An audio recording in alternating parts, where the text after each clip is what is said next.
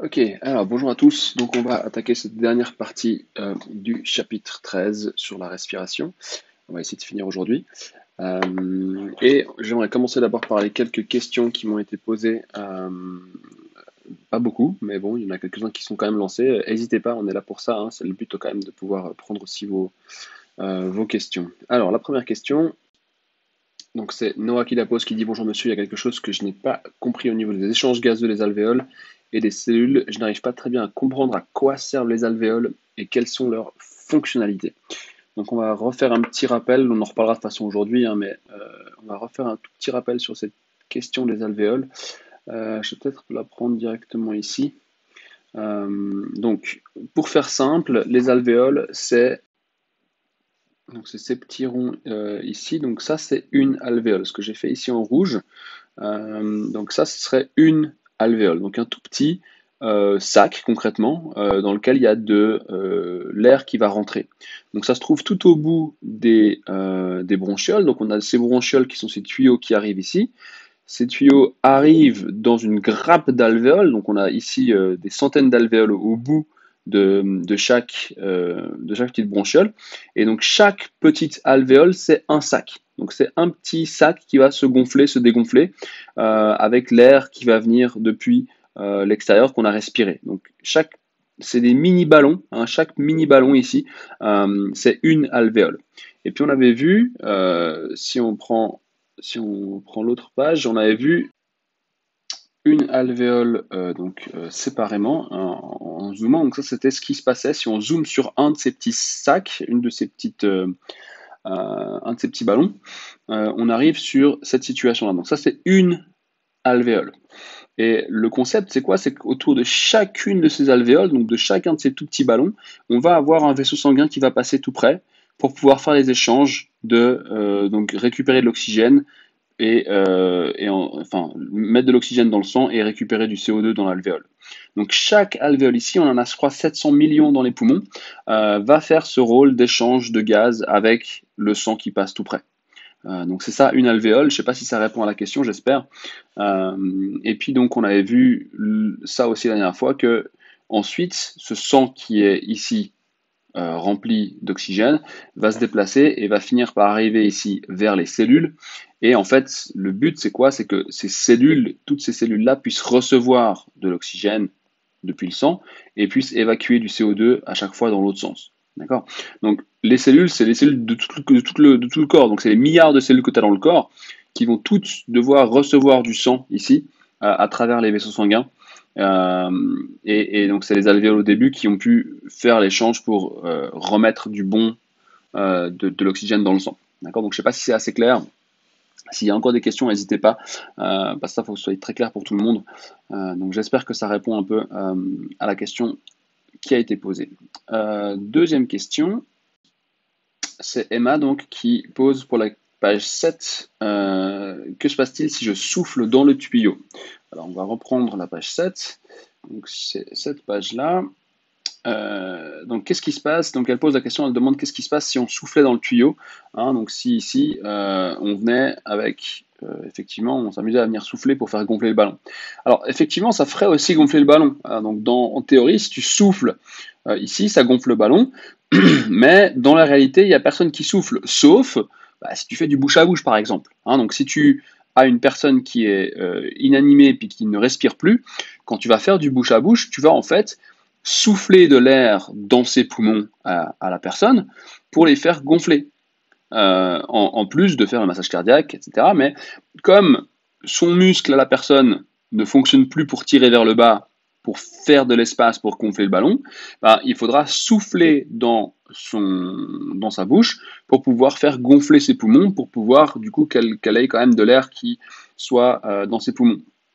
Mais normalement, personne ne souffle dans les poumons de quelqu'un. Normalement, c'est juste pour pouvoir respirer. On va comme ça faire de la place dans les poumons et ça va en fait gonfler le ballon automatiquement puisqu'il y a un trou ici qui peut faire rentrer l'air. Donc normalement, personne ne souffle, sauf effectivement si on a une personne qui est inanimée puis qu'on lui fait du bouche à bouche. Donc voilà pour les questions. Et aujourd'hui, on va continuer avec donc la page 11 du chapitre 13. On va terminer le chapitre 13 aujourd'hui. Et la page 11, elle nous propose d'abord une petite expérience pour comprendre en fait qu'est-ce qui se trouve dans l'air autour de nous. Donc en gros, on sait qu'on respire tous de l'air, mais c'est peut-être pas forcément clair pour tout le monde. Qu'est-ce qui se trouve dans l'air qu'on respire? Est-ce que c'est de l'oxygène? Est-ce que c'est du CO2? Qu'est-ce qu'il y a d'autre? Donc, on va essayer de comprendre un petit peu à l'aide de 2-3 expériences qu'est-ce qui se trouve dans l'air qu'on respire. La première expérience, alors je ne peux pas vous la faire malheureusement, mais je vais vous mettre une petite vidéo qui l'explique. Mais on va d'abord juste comprendre qu'est-ce qu'on était censé faire si on pouvait le faire en classe. Alors, on aurait dû prendre normalement 2 éprouvettes, donc c'est 2 espèces de petits bocaux, qui sont remplis à moitié avec ce qu'on appelle de l'eau de chaux. Dans l'eau de chaux, vous allez voir, c'est un liquide transparent. On dirait de l'eau, hein, mais c'est quelque chose de beaucoup plus toxique que de l'eau. On ne peut pas le boire, il faut faire attention. On aurait pris une paille et puis une seringue de 50 millilitres, donc une seringue pour pouvoir injecter de l'air par la suite. Ce qu'on aurait dû faire à la base, ce qui aurait été prévu, c'était qu'avec la paille, on aurait soufflé 10 fois dans la première éprouvette. Donc on prend la paille, on la met dans une des éprouvettes qu'on a avec l'eau de chaux, et on souffle 10 fois dedans. Ça, c'est ce qui se passe, ça aurait montré l'expérience de qu'est-ce qui se passe quand on a de l'air expiré, donc de l'air qui sort de nos poumons, qui rentre dans l'eau de chaux. Et ce qu'on aurait fait ensuite, c'est avec la seringue, donc de l'air ambiant, on aurait envoyé 10 fois de l'air dans la deuxième éprouvette. Et ça aurait été pour expliquer ce qui se passe avec l'air inspiré. En fait, l'air qui est autour de nous quand elle n'est pas passée dans nos poumons. Hein, donc si maintenant vous regardez autour de vous, dans votre pièce, vous avez une certaine quantité d'air qui est là, et puis on aimerait savoir qu'est-ce qu'il y a dedans. Et puis on s'intéresse aussi à savoir qu'est-ce qu'il y a comme différence avec l'air qui sort directement de nos poumons quand on expire. D'accord? Et puis du coup, on va regarder la petite expérience pour comprendre ce qui se serait passé. Donc voilà, je vais essayer de vous expliquer, je vais pas mettre le son parce que c'est plus simple que je vous explique moi-même. Donc voilà un petit peu l'expérience qu'on aurait pu faire. Donc on a, comme c'est expliqué, les 2 éprouvettes. Une dans laquelle on a de l'air inspiré, donc c'est en fait là-dedans qu'on ferait avec la seringue, et une où on a mis de l'eau de chaux dans laquelle on veut l'air expiré, donc là on aurait soufflé avec nos propres poumons de l'air qui passe de là. On a mis dedans de l'eau de chaux, hein, donc c'est pour tester justement qu'est-ce qui se passe quand on a du CO2 qui arrive dedans. Donc le dispositif qu'il a préparé, c'est un truc un petit peu spécial, il y a 2 tuyaux qui vont être connectés directement à ces deux éprouvettes, et puis avec un mécanisme pour pouvoir d'abord souffler, avoir de l'air inspiré, et de l'autre côté avoir de l'air expiré. Je vais vous montrer une fois qu'il sera en train de le faire comment ça fonctionne. Donc il fixe d'abord ces 2 choses-là pour pouvoir voir ce qui se passe. D'abord, donc vous avez vu, hein, les 2 tuyaux ici sont reliés à une espèce de pièce buccale avec laquelle il peut souffler ou aspirer avec sa bouche. Et puis, donc au début, voilà ce qu'il fait. Donc là, il est en train d'aspirer. Donc il a mis sa bouche dans le tube, et puis il est en train de aspirer. Et du coup, puisqu'il est en train d'aspirer, qu'est-ce qui se passe? Je vais juste mettre pause. Donc en fait, l'air, puisque lui, il est en train d'aspirer de l'air vers le haut ici, je ne sais pas si je peux dessiner là-dessus, oui. Il est en train d'inspirer de l'air vers le haut. Donc, l'air, elle passe ici, elle rentre dedans et elle fait des bulles. Donc, les bulles qui sont ici, c'est de l'air qui vient de l'extérieur, qui est en train de rentrer dans le tuyau, faire des bulles, puis ensuite ça monte pour aller vers ses poumons. D'accord? Donc, il est en train de tirer. Donc, les bulles qui sont en train de se faire ici, c'est bien des bulles d'air inspirées, qui viennent de l'air ambiant autour de lui.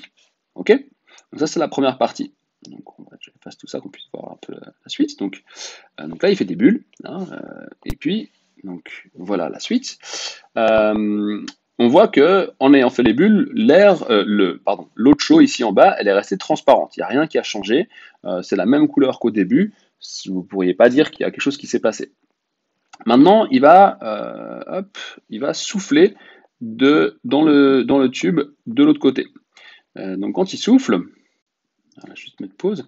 Donc là, ce qu'il est en train de faire, c'est qu'il est en train de souffler. Donc maintenant, c'est le contraire. L'air qui vient de ses poumons est en train de descendre ici par le tuyau, rentre là-dedans et fait des bulles. Donc les bulles qui sont maintenant en train de se former dans ce deuxième bocal, c'est des bulles d'air qui viennent directement de l'air de ses poumons à lui. Donc c'est pour ça qu'il a écrit air expiré. Et là, on va voir qu'il y a un truc qui va se passer. Je vous laisse regarder un petit peu le temps que ça prend un petit peu de temps pendant qu'il est en train de souffler. Mais il va y avoir un changement. Donc là, on voit qu'il fait des bulles, il fait des bulles. Et progressivement, le liquide qui était transparent, donc l'eau de chaud qui était transparente dans le deuxième bocal, vous voyez que ça commence à devenir trouble. Hein. On commence à voir que c'est plus très transparent, hein, parce que les bulles d'air expiré ont fait quelque chose dans la deuxième expérience. D'accord? Donc c'est pas pareil. L'air inspiré et l'air expiré, elle est différente. On va expliquer pourquoi, mais donc vous voyez que ici c'est tout trouble, hein, un peu comme du lait, hein, alors que ici l'eau est restée transparente. Alors comment on explique ça? En gros, ce qui s'est passé, c'est que, on a dit, hein, l'air qui est rentré au début par là, c'était de l'air ambiant. Donc l'air ambiant, dans l'air ambiant, il y a très peu de CO2. D'accord? Donc on peut même noter donc peu de CO2 dans l'air ambiant. Peu ou pas, hein, donc je dis peu parce que je sais qu'il y en a un tout petit peu, mais là l'expérience montre qu'il n'y en a pas, hein, ça n'a rien fait, ça n'a pas fait changer de couleur. Par contre, ce qu'il faut savoir, c'est qu'en fait, l'eau de chaud, elle a une particularité, c'est que quand on la mélange avec du CO2, donc si on met du gaz CO2 dans l'eau de chaud, ce qui se passe, c'est qu'elle devient toute trouble. Donc, l'air qui venait d'ici en bas et qui a fait des bulles là-dedans, on voit qu'elle a fait changer de couleur, changer d'apparence l'eau de chaud. Ça nous dit que si ça a changé, alors ça veut dire que dans l'air expiré,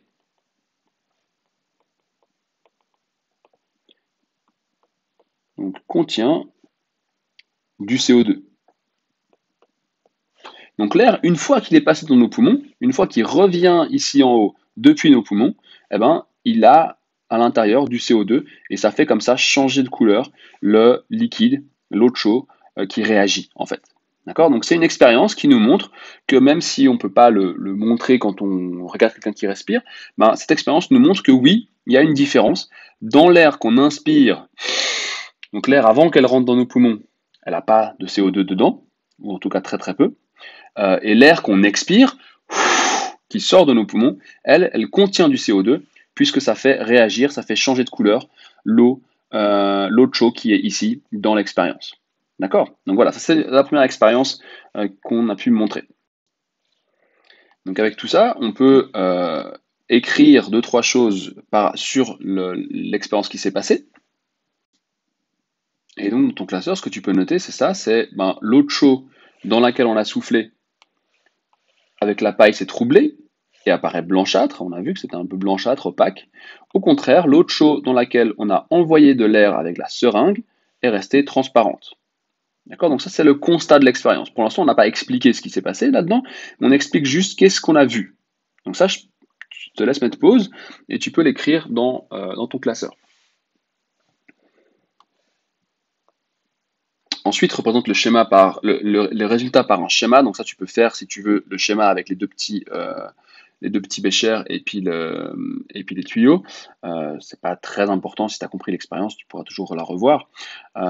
Et surtout, ensuite, on va expliquer les résultats. Alors, il n'y a pas besoin de tout écrire. Ce que tu peux en tout cas écrire, s'il te plaît, dans ton classeur, c'est la première partie. Donc c'est cette première partie-là. Je vais la mettre en jaune. Donc toute cette partie-là, ça tu peux écrire. Tu peux noter qu'on a vu que l'eau de chaud réagit avec le gaz carbonique, ça on l'a dit, hein, donc le CO2 fait réagir l'eau de chaud. Il y a donc du gaz carbonique dans l'air expiré, puisque ça réagit. Mais pas, ou en tout cas pas suffisamment, pour le détecter dans l'air inspiré. Donc dans l'air qui était avant qu'on inspire, là on n'a rien vu, on n'a pas vu de CO2, puisque les bulles n'ont pas fait changer la couleur de l'eau de chaud. Pour expliquer plus, ceux qui sont intéressés pour aller un petit peu plus loin, voilà ce qui se passe en fait chimiquement avec l'eau de chaud. Donc l'eau de chaud, c'est cette partie-là, c'est du CaOH2. Donc ça, c'est la formule chimique pour expliquer ce que c'est l'eau de chaud. Et en fait, si tu mélanges du CaOH2 avec du CO2, donc avec du gaz carbonique, ce qui va se passer, c'est que ça va faire une réaction chimique. Cette flèche dit que quand tu ajoutes ça ensemble, ça réagit, ça fait une réaction chimique, et ça crée quoi? Ça crée du H2O, donc ça crée de l'eau, donc ça va pas se voir. Par contre, ça crée aussi du CaCO3, d'accord? Et ça s'appelle du carbonate de calcium, et ça, en fait, c'est du calcaire, hein, c'est ce que tu retrouves dans ta salle de bain, qui fait des traces blanches, quand tu as de l'eau qui coule pendant longtemps et puis que ça devient un peu, presque un peu, on dit que c'est sale, hein, mais en fait c'est du calcaire. Donc ça devient solide. Et puis ben, ce carbonate de calcium, lui, il n'est pas transparent, hein. L'hydroxyde de calcium ici, le CaOH2, il est transparent. Donc ça va pas se voir. Par contre, le CaCO3, lui, ça devient un précipité, ça devient quelque chose de solide. Et ça va se voir en fait dans ton bocal, dans ton bécher. Et c'est pour ça que l'eau, elle devient troublée, elle devient blanchâtre. D'accord? Si tu n'as pas compris tout ça, c'est pas grave, hein. Le but, c'est vraiment d'avoir compris cette première partie. Mais ça, je te l'explique parce que voilà, comme ça, tu comprends un petit peu la chimie de ce qu'il y a derrière. Donc, tu peux prendre le temps maintenant pour mettre pause. Tu peux noter tout ça dans ton classeur. Et puis ensuite, on va passer à la deuxième expérience. Alors, la deuxième expérience, c'est toujours la même chose. On essaie de savoir s'il y a une différence entre l'air inspiré et l'air expiré, mais cette fois-ci au niveau de la quantité d'eau, de la vapeur d'eau qu'on trouve à l'intérieur, hein. Tu sais que dans l'air que tu vas expirer, il y a un peu de vapeur d'eau qui vient de ton corps, mais la question c'est de savoir est-ce qu'il y a aussi un peu de cette vapeur d'eau dans l'air qu'on inspire. Et ça, on peut le voir facilement à la maison. Alors, tu peux toi-même faire l'expérience si tu veux. Il te faut juste une vitre un peu froide, donc s'il ne fait pas trop chaud dehors en ce moment, que tu n'as pas le soleil qui tape en plein dans la fenêtre, ça devrait marcher. Et puis, alors, si tu n'as pas une seringue, tu peux essayer de trouver, je sais pas moi, un petit truc qui, même je sais pas, quelque chose, une petite pipette, quelque chose qui puisse souffler un peu d'air, si tu trouves ça chez toi. Moi, je vais essayer de te faire une petite vidéo de ça, je sais pas trop comment, pour te montrer la différence entre les deux, entre l'air inspiré et l'air expiré. Alors, j'essaie de te montrer ça depuis chez moi à l'arrache comme je peux. Donc première chose qu'on peut essayer de faire, c'est avec une petite pipette. Donc je sais pas si tu vois ma main, voilà. Donc j'ai pris une petite pipette comme ça qui permet de souffler un peu d'air et je vais souffler cet air sur la vitre. Et si tu regardes, en fait, si on voit ce qui se passe, quand je souffle l'air sur la vitre, ben il n'y a rien qui se passe, hein. Il n'y a pas de la buée qui se crée. Donc là, ça montre que l'air inspiré, l'air qui est autour de moi, et que j'essaye de respirer, il n'a pas d'effet, hein. Il n'y a pas de l'eau, en tout cas il n'y a pas l'air d'avoir de vapeur d'eau, puisque quand je souffle sur la vitre, il n'y a pas de la buée qui se crée. D'accord? Par contre, maintenant, si avec ma bouche, je vais aller souffler de l'air qui sort de mes poumons, je ne sais pas si ça se voit très bien, mais il y a eu de la buée qui s'est créée ici, hein. On voit que, d'ailleurs, je peux l'enlever comme ça avec le doigt. Donc cette buée qui vient depuis mes poumons, hein, ça montre qu'il y a effectivement quelque chose qui s'est passé et en tout cas il y a de la vapeur d'eau qui va sortir de mes poumons. Donc voilà, je ne sais pas si c'était très clair, en tout cas j'ai essayé de le faire au mieux que je pouvais avec les moyens du bord, mais donc vous pouvez le faire à la maison aussi, et puis donc on voit qu'il y a eu un truc qui s'est passé. Alors là aussi, on peut aller noter les résultats. Donc si on regarde, si on note ici, ce que vous pouvez noter comme observation, ben, d'abord c'est que la vitre froide sur laquelle on a soufflé, c'est couvert de buée, donc c'est avec l'air qui venait de mes poumons, qui sortait de ma bouche. Au contraire, la vitre froide sur laquelle on a envoyé de l'air ambiant, avec la seringue, est restée transparente. D'accord? Donc ça, c'est de nouveau, on explique ce qu'on a vu, hein. On n'explique pas forcément encore pourquoi, mais on explique ce qu'on a vu. Et puis, bah, je vous l'ai déjà expliqué un petit peu, vous pouvez noter, enfin ouais, je vous laisse peut-être le temps de mettre pause, et puis d'écrire ça dans votre classeur. Et puis ensuite, donc expliquer le résultat, bah, c'est qu'il y a donc de la vapeur d'eau dans l'air expiré. Donc quand je souffle, j'expire de la vapeur d'eau en même temps, mais il n'y en a pas, ou en tout cas de nouveau pas suffisamment, dans l'air inspiré, dans l'air ambiant. Donc dans l'air qui est autour de nous, il y a a priori assez peu de vapeur d'eau par rapport à ce qui se trouve, ce qui sort de nos poumons quand on expire. D'accord?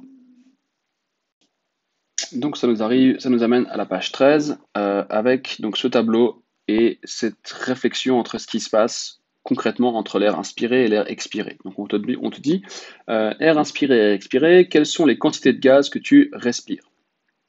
À l'aide des deux expériences qu'on vient de faire, complète le tableau ci-dessous en estimant si les quantités de gaz contenus dans l'air inspiré ont augmenté ou diminué ou n'ont pas changé. D'accord? Donc on te dit d'abord dans l'air inspiré comment c'est, donc ça je vais peut-être déjà te le commenter un petit peu, et puis après tu essaies de voir si ça a changé ou pas quand on a l'air qui est cette fois-ci expiré. Donc regardons d'abord vite fait ensemble ces chiffres. Donc ce qu'on te dit ici, c'est que quand tu as de l'air inspiré, donc l'air ambiant autour de toi, donc si tu sors dehors, tu n'as pas le droit de faire maintenant, mais si tu sors dehors, tu verras qu'il y a de l'azote en fait à 78%. Donc c'est beaucoup, hein, presque tout l'air que tu vas en fait respirer, c'est de l'azote. L'azote, on n'en a pas beaucoup parlé en classe, parce qu'en fait l'azote dans le corps il sert à rien. Le corps il s'en fout. Il n'utilise pas l'azote pour fonctionner. Donc cet azote, les 78% d'azote, on va les inspirer et tu vois après c'est marqué expirer, pareil. Ils vont rentrer, ils vont passer dans les poumons et ils vont ressortir pareil, il n'y aura rien qui se sera passé. Maintenant, on a encore d'autres gaz maintenant qui nous intéressent plus. On a l'oxygène, 21%. Donc, en fait, c'est presque tout ce qui reste. Hein. Donc, si on prend oxygène et azote ensemble, on a déjà presque 100%. L'oxygène, lui, il va aussi rentrer dans les poumons. Maintenant, on te demande à côté d'écrire qu'est-ce qui va se passer ici quand l'oxygène sera passé dans les poumons. Est-ce qu'il va y en avoir après plus, moins ou la même chose une fois que l'oxygène sera ressorti de tes poumons, que l'air sera sorti de tes poumons. Tu fais pareil pour le CO2, donc le gaz carbonique, on a dit que c'était 0,03%, donc il n'y en a pas beaucoup dans l'air autour de nous. Pareil, ici, notez si c'est plus, moins ou égal.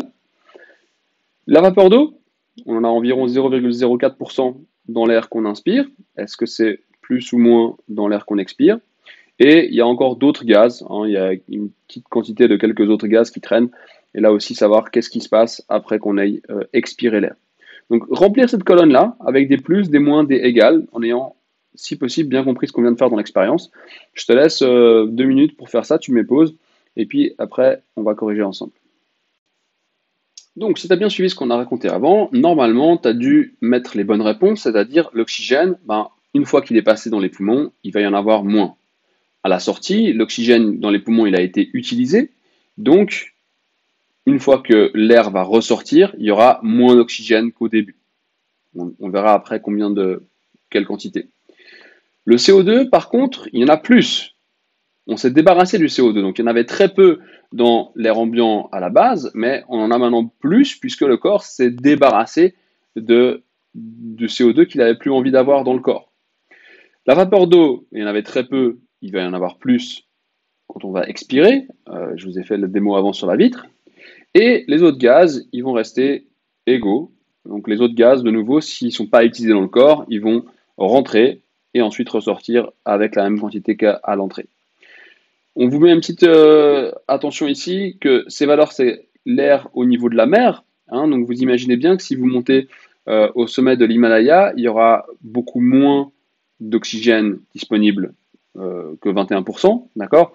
Donc ces valeurs-là, elles vont changer en fonction de où on se trouve sur la planète, à quelle pression, et même si vous êtes chez vous, ça va changer d'un jour à l'autre, hein, en fonction de la pression atmosphérique que vous allez avoir. Donc c'est des choses qui peuvent un petit peu varier, mais voilà, des chiffres qu'on pourrait avoir en tout cas pour un jour donné au niveau de la mer. Ok? Donc ça c'est pour essayer de comprendre un petit peu ce qui s'est passé, j'espère que c'est clair. Donc quand on inspire de l'air, ça c'est avant que ça passe dans nos poumons, et une fois qu'on va expirer, l'air ambiant, enfin l'air qui est passé dans nos poumons, va perdre de l'oxygène, gagner du CO2 et gagner de la vapeur d'eau. Et donc maintenant ce qu'on va faire, c'est qu'on va prendre donc les chiffres qui sont ici en haut, puis on va essayer de comparer, expliquer un petit peu ces différents gaz dans la partie B en dessous. Je vais prendre le corrigé pour que ça aille un peu plus vite directement. Donc voilà les chiffres et les choses qu'on peut noter. Alors il y a pas mal de choses à noter, mais prends le temps tranquillement d'écrire tout ça. S'il n'y a pas de place, tu peux faire ça sur une feuille à côté.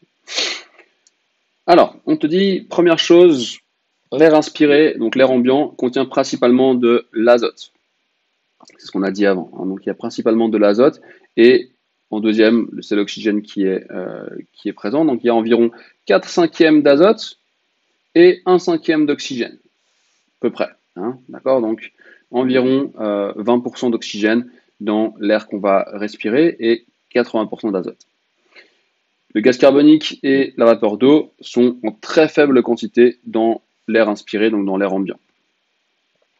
Il y a autant d'azote dans l'air inspiré que dans l'air expiré, donc l'azote n'a pas changé. L'azote n'est donc pas utilisé par le corps. Donc ça, c'est bien à souligner. L'azote, il ne va pas interagir avec le corps. Je fais une mini parenthèse. Tu peux attendre avant d'écrire la suite. L'azote, il y a une situation dans laquelle il pose des gros problèmes. En fait, l'azote, ce qui va se passer, c'est que, bien sûr, si on est sur Terre, normalement en train de vivre, il ne va rien se passer. Maintenant, il y a un petit problème quand on fait de la plongée. Vous avez peut-être déjà fait de la plongée dans votre vie. Quand on fait de la plongée, en fait, plus on va aller profond, plus l'azote va en fait rentrer dans va commencer à rentrer dans le sang. Je mets un petit dessin ici juste pour illustrer un petit peu de quoi on parle. En fait, quand la personne qui fait de la plongée, elle va descendre, alors seulement si elle le fait avec des bouteilles, donc si elle le fait tranquillement en respirant au fur et à mesure qu'elle descend le plus profondément. Alors là, vous avez d'ailleurs même des images de gens qui font de l'apnée, donc qui descendent et qui remontent d'un coup. Là, ça va pas se produire parce que ça a pas le temps, hein, ça a pas le temps de faire ça. Mais quelqu'un qui fait de la plongée, il va devoir descendre, donc il peut descendre assez rapidement, assez profondément, hein, peut-être pas aussi loin, mais je sais pas, 60 mètres, à 30 mètres. Puis quand il va descendre, en fait, cette pression supplémentaire qu'il y a sur ses poumons, ça va faire qu'en fait, l'azote qui normalement ne fait rien, va en fait passer dans le sang, va rentrer dans le sang. Alors techniquement, c'est pas très grave en soi, tant qu'on est sous l'eau, mais vous avez peut-être déjà vu ou peut-être déjà fait ça en plongée. Quand vous allez remonter en plongée, vous pouvez pas remonter et dire ah bah j'ai faim, maintenant je remonte, hop, je suis en haut. Parce que si vous faites ça, vous allez avoir des graves problèmes et ça peut même être très dangereux.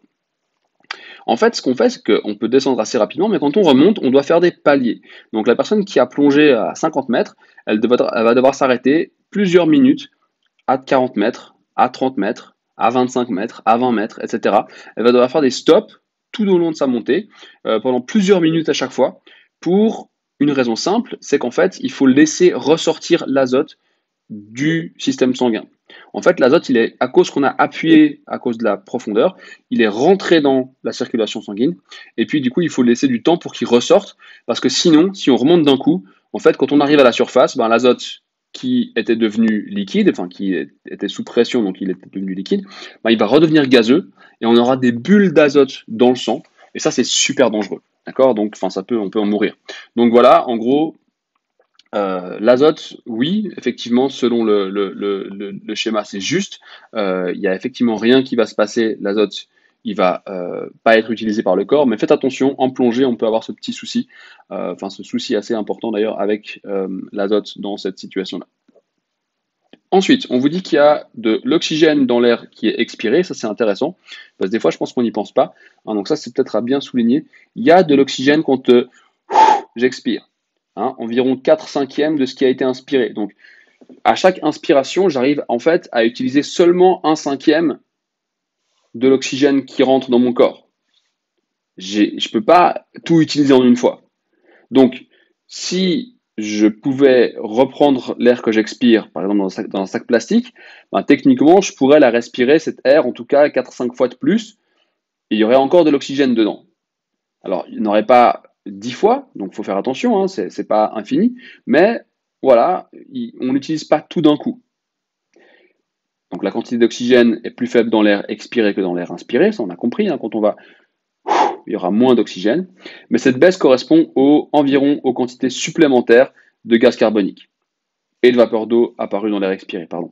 Donc en gros, l'oxygène qui est resté à l'intérieur des poumons, il est remplacé en fait par le CO2 et l'eau et la vapeur d'eau qui va, elle, sortir. Dans le corps, l'oxygène a réagi chimiquement pour former du CO2 et de l'eau. Donc, tout l'oxygène qui est rentré dans votre corps, dans vos cellules, les cellules l'ont utilisé et avec cet oxygène, elles ont fabriqué de l'énergie et comme déchets, elles ont fabriqué du CO2 et de la vapeur d'eau. Donc tout ça, ça s'est passé dans votre corps quand vous avez fonctionné. Donc ça veut dire quoi? Ça veut dire que maintenant le carbone, donc l'atome C du gaz carbonique, et l'hydrogène H de la vapeur d'eau sont presque absents dans l'air inspiré et apparaissent en quantité importante dans l'air expiré. Donc il y a des atomes en plus, hein, dans l'air inspiré, il n'y a pas de carbone qui vient, il n'y a pas d'hydrogène qui vient, par contre dans l'air qu'on expire, il y en a. D'accord? Et ça vient d'où? Le carbone qu'on va et l'hydrogène qu'on va expirer, ben, ça vient de là. Dans le corps, lors de la respiration cellulaire, l'utilisation et la combustion de nutriments issus de la digestion aboutissent à l'apparition du carbone et de l'hydrogène dans le gaz de l'air expiré. Donc, pour faire simple, si on veut résumer un peu tout ça, quand on expire, on perd du poids.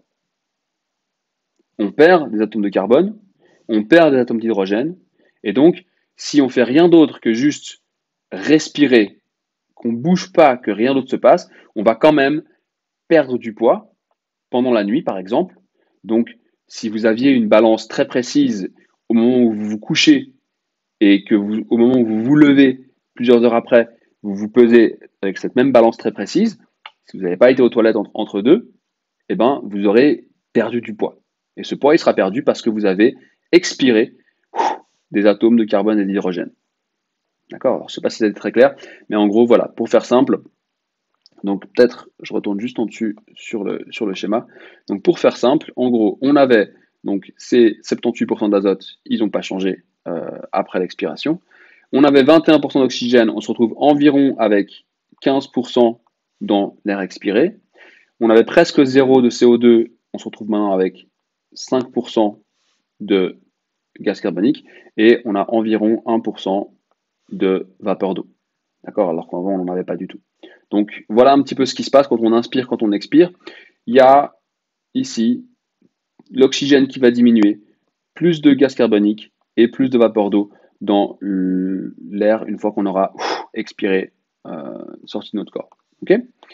Donc voilà un petit peu les choses. Encore une fois, si on veut aller plus loin, on peut prendre carrément les formules chimiques. Je l'explique rapidement pour ceux qui veulent. Si vous ne comprenez pas ça, c'est pas grave. On vous dit la réaction de la respiration cellulaire. Donc quand on a une cellule, on va lui donner quoi? On va lui donner ça. Ça, c'est du sucre. Hein, c'est 6H12O6. C'est la formule chimique pour parler du sucre. Donc ça, c'est ce que vous allez manger. On rajoute de l'oxygène, donc de l'O2. Et tout ça, ça va donner quoi? Ça va donner des déchets, donc du CO2, de l'eau, et puis vous pouvez quand même marquer plus énergie, hein, parce que la cellule ne fait pas ça pour rien. Elle crée bien sûr ces deux déchets qui vont devoir être éjectés, et bien sûr elle fait tout ça parce qu'elle veut garder de l'énergie. D'accord? Donc un sucre et 6 oxygènes, ça crée 6 gaz carboniques, plus 6 eau, plus de l'énergie, encore une fois, plus de l'énergie. Ok? Donc voilà ce qui se passe dans votre corps et voilà pourquoi on respire, hein, parce qu'on a besoin de pouvoir faire ces réactions chimiques, on a besoin d'oxygène ici pour faire ces réactions chimiques et on mange, pourquoi? Parce que de nouveau on a besoin de nourriture, on a besoin de sucre pour faire ces réactions chimiques. Donc ces deux choses-là ensemble, ça fait que les cellules peuvent vivre, hein, c'est pour ça qu'on appelle ça la respiration cellulaire, c'est comme ça que vos cellules fonctionnent. Alors la dernière page, la page 14, malheureusement, ça devrait être justement cette dissection du poumon qu'on devait pouvoir faire ensemble pendant 2 heures de manière vraiment cool. C'est une super dissection à faire. Ce que je vais faire pour l'instant, c'est que je vais la laisser tomber, on va la garder de côté. J'espère qu'on arrive à retourner à l'école d'ici la fin de l'année. Et si c'est le cas, on reprendra cette dissection au retour parce que c'est vraiment sympa de la faire. Sinon, j'essaierai d'en trouver peut-être une en vidéo que je peux peut-être vous montrer. Mais gardons espoir pour l'instant, on la garde en réserve pour une prochaine fois. Donc ça veut dire qu'il nous reste uniquement les feuilles de synthèse à travailler maintenant vite fait ensemble. Et puis j'ai un petit devoir à vous demander pour la prochaine fois pour introduire le chapitre sur la digestion. Mais je vais d'abord commenter ces feuilles de synthèse. Donc les feuilles de synthèse, ça résume un petit peu ce qu'on a déjà vu. Donc je vous rappelle la ventilation, donc comment est-ce qu'on fait pour respirer. Donc on a ici de l'air qui passe par la trachée, qui rentre dans les bronches, dans les bronchioles et finalement dans les alvéoles. Dans les alvéoles, on fait l'échange de sang, on fait l'échange d'oxygène et de CO2 avec le sang. qui est dans les capillaires qui passent autour, d'accord? Donc ça, c'est ce qu'on a tout discuté ces dernières semaines. Je vous laisserai lire tout ça, je crois qu'on a compris un petit peu le concept. Ici, on reprend cette même image avec le diaphragme en plus gros, ça peut être pas mal peut-être pour réviser de reprendre cette forme-là. On voit que dans les poumons, hein, c'est ici qu'on vient faire l'échange avec l'alvéole et le capillaire sanguin, donc c'est là où on fait les échanges que j'ai rappelé au début du cours. Et ailleurs dans le corps, quelque part dans les muscles ou peu importe où, on a cet échange inverse qui se passe avec les cellules. Donc on donne de l'oxygène aux cellules et les cellules redonnent du CO2 dans les capillaires. Donc là aussi, je vous laisserai relire un peu tout ça. Et pareil, s'il y a des questions, s'il vous plaît, posez-les en dessous de la vidéo ou posez-les dans votre cours, que je puisse y répondre la semaine prochaine. Et donc une dernière chose avant de vous laisser, j'aimerais si possible pour la semaine prochaine que vous preniez déjà le chapitre 12, vous devez l'avoir dans votre classeur quelque part. Ceux qui ont le classeur à la maison, vous avez à la page 3 cette silhouette qu'on avait déjà utilisée dans les chapitres précédents. Et cette silhouette, c'est de nouveau le même principe. Le but, c'est de pouvoir faire un schéma avec comment toi tu penses maintenant qu'est le système digestif. Donc, si je te parle de ce qu'il faut dans le corps de quelqu'un pour pouvoir digérer, qu'est-ce que tu dessines? Donc, on avait déjà fait l'exercice avec d'autres, avec le système cardiaque. J'aimerais te demander maintenant d'essayer de faire l'exercice avec le système digestif. Bien sûr, tu peux tricher, bien sûr, tu peux aller chercher des images sur Internet. Voilà, c'est libre à toi, je ne peux pas vérifier ça. Moi, j'aimerais bien, si possible, que tu joues le jeu et que tu essayes sur ce schéma-là de dessiner dans ton classeur tout ce que tu penses qui est utile pour pouvoir faire la digestion. Donc, tu commences ici, tu me dessines tout ce qui devrait être utile pour digérer les aliments quand tu vas manger quelque chose. Et puis, si tu le fais avant vendredi, tu me mets une photo de ça ou bien tu me réuploades le PDF ou tu te débrouilles pour que je puisse recevoir ce dessin que tu as fait avec tous les systèmes dedans. Et puis moi, du coup, je prendrai le temps de reprendre vos dessins pour introduire le prochain cours la semaine prochaine sur la digestion. Donc, s'il te plaît, essaye de le faire. Plus j'en ai, plus ce sera intéressant. Hein, si j'en ai deux qui ont fait un dessin, ce ne sera pas très intéressant. Et puis, si tu copies exactement le dessin de la feuille de synthèse, fais-le pas, parce que c'est pas ça le but. Hein, le but, c'est de savoir, avant qu'on fasse le cours, comment est-ce que tu te représentes le système digestif. Donc, je compte sur toi. Je te mets le PDF dans le cours, dans les devoirs. Donc, tu peux aller chercher directement même cette silhouette si tu la retrouves pas. Je te la mets dans les devoirs. Tu peux essayer après de la compléter chez toi et puis de me renvoyer tout ça d'ici jeudi soir. Et puis, comme ça, moi, vendredi, j'ai le temps encore de trier tout ça. Si tu l'envoies en retard, j'essaierai, hein, si j'ai le temps encore ce week-end, de l'inclure dans la prochaine vidéo. Je ferai au mieux. D'accord? Mais vraiment, je compte sur toi. Page 3 du chapitre 12. Hein, chapitre 12 sur la digestion, la page 3, tu la prends et tu la complètes au mieux avec ce que tu penses qui se passe dans ton système digestif avant qu'on fasse le cours. Donc, c'est ce qu'il y a dans ta tête maintenant, avant qu'on le fasse pour de vrai. D'accord? Ce serait hyper cool. Si tu veux, tu peux mettre ton nom. Si tu veux une dédicace sur la prochaine vidéo YouTube, avec plaisir. Voilà, je te souhaite une bonne fin de semaine, enfin une bonne semaine, et puis j'espère que ça s'est bien passé, et puis n'hésite pas, oublie pas, dans les commentaires de la vidéo ou sur le cours de mettre tes questions, les choses que tu as, etc., et de me rendre avec ce schéma. Merci beaucoup, et à la semaine prochaine.